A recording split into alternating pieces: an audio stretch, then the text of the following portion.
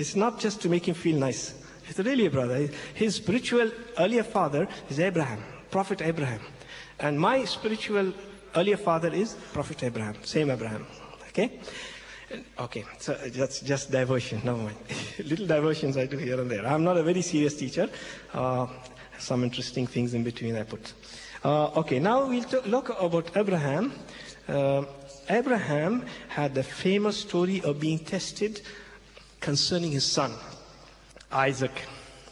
Now, I know some of you are not familiar with the Bible, so I add a few basics, because I know not all of you have read the Bible. Some of you may have not read. So I will just not put too much details, but just to get you a feel of it.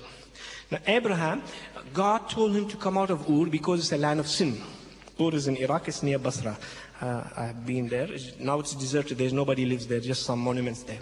So, because it's a land of sin, God told him, get out of it, get out of Ur.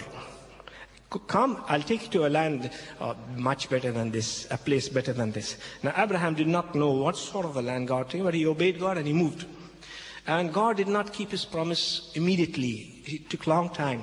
Then for many years, he was married to Sarah, and she was barren, she couldn't bear children.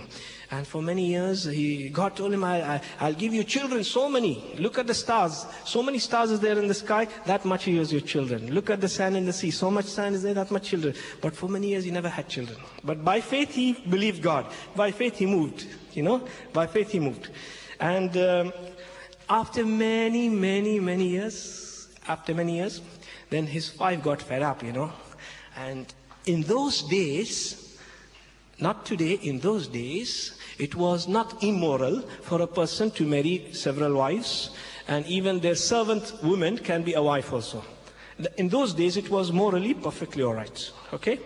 Now, at that time, his wife told him, why you don't marry our servant, so you can have at least children from her.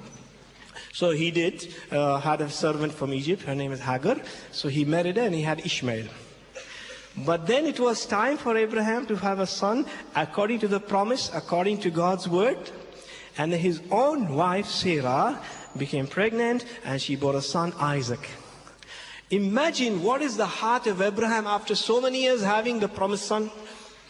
Imagine you are married and for say 20-25 years, no children. God promised you a son. God promised you. Suppose you are a very wealthy man. Who's going to take all this money? They will cheat me and they'll not take. Then afterwards, after 20-25 years, and your wife expects a baby and a child is born. Imagine how is you feeling towards that boy? After so many years of waiting for that boy, that's what happened to Abraham. That was his heart attachment to Isaac, his son. And then one very nice night, something very interesting happened. Something very interesting happened.